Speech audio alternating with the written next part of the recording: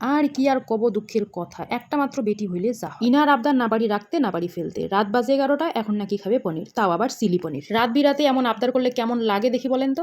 সেই যে ফ্রিজের মধ্যে দেখছে একটা পনিরের প্যাকেট, সেই থেকে লাগাইছে আমাকে পনির বানাই দাও, আমাকে পনির বানাই দাও। কি আর করার, এত অত্যাচার কি আর সহ্য করা যায়? সে নাকি কিচ্ছু খাবে না, এরকম করে শুইয়া পড়বে যদি তাকে আমি পনির বানাই না দিই। কিচ্ছুটি করার নাই, চলে এসেছি রান্নাঘরে। এখন আমি ঝটপট করে চিলি পনির বানাই নেবো। পনিরটাকে কিউব কিউব করে কেটে নিয়েছি।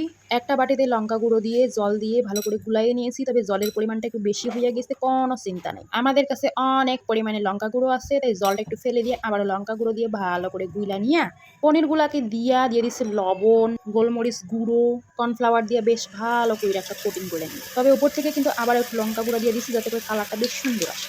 তো এবার পনিরগুলাকে ডুবো তেলে বেশ ভালো করে লাল লাল করে ক্রিস্পি করে ভেজে তুলে নিতে হবে। বেশি ভাজার কোনো দরকার নেই, এগুলো কিন্তু পনির, একদম মাটন না। দেখেন দেখি কি সুন্দর রং ধরে গেছে, সোনালি সোনালি। এখন এইগুলোকে বেশ সুন্দর করে একদম পেঁয়াজে নামিয়ে নেবো একটা থালাতে। দেখেন দেখি কালারটা এত সুন্দর আসছে যে মনে হচ্ছে এইরকম করেই খাইয়া ফেলি। বাচ্চা তো দূরের কথা, আমারই মনে হচ্ছে আমি খেয়ে ফেলি গা। তো চলে এসেছি সরাসরি পনিরের গ্রেভিটা বানানোর জন্যে। কড়াইয়ের মধ্যে বেশ কিছুটা পরিমাণ সাদা তেল দিয়ে এবার কুচিয়ে নেওয়া আদা, রসুন, কাঁচা লঙ্কা একটুখানি ভেজে নিতে হবে।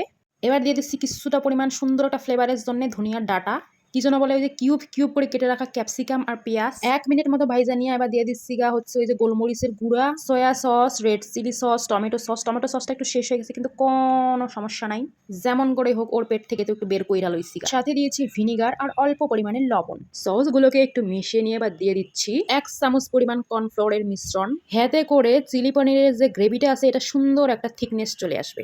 একটুখানি মিশিয়ে নিয়ে দিয়ে দিচ্ছি আগের থেকে ভেজে রাখা পনিরগুলোকে। এবার আবারও বেশ ভালো করে মিশিয়ে নিয়ে দিয়ে দিচ্ছি ওপর থেকে চিনি, সাদা তিল। সাদা তিলটা দিয়ে দিলাম বড় লোকের স্টাইল মারার জন্য। তোমাদের কাছে যদি না থাকে কোনো সমস্যা নেই, সাদা তিল না দিলেও সেই একই রকমের টেস্ট থাকবে। তো এবার দিয়ে দিচ্ছি 1 কাপের একটু কম জল, যাতে করে গ্রেভিটা বেশ ভালো করে মাখো মাখো হয়ে আসে। এবার ওপর থেকে আবারও একটু সাদা তিল দিয়ে মিশিয়ে নামিয়ে নিচ্ছি। এই চিলি পনিরটা বানানোর পরে আমাকে মনে হচ্ছে আমি যেন 5 স্টারের শেফ হয়ে গেছি। এই যে দেখেন দেখি কত সুন্দর লাগতেছে দেখতে, একদম 5 স্টারের মতো। তো সবাইকে টেস্ট করার আগে নিজের টেস্ট করার পালা, কারণ জানি না কেমন হয়েছে।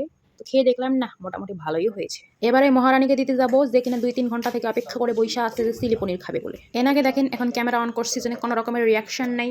এখন যদি সামনে ক্যামেরা না থাকতো তাহলে দেখতেন এর লাফালাফি ঝাপাঝাপি। এই মহারানীর এত বেশি পনির পছন্দ যে সকাল বিকাল রাত দুপুর যদি সব সময় ওকে আমি পনির দিয়ে দিই তাহলে ও খেয়ে নেবে, কোনো সমস্যা নেই। কিন্তু সমস্যাটা হচ্ছে এখানে যে আমরা সব গরিবস বন্ধুরা, আমাদের কাছে সকাল বিকাল রাত দুপুর পনির কেনার কোনো টাকা নেই।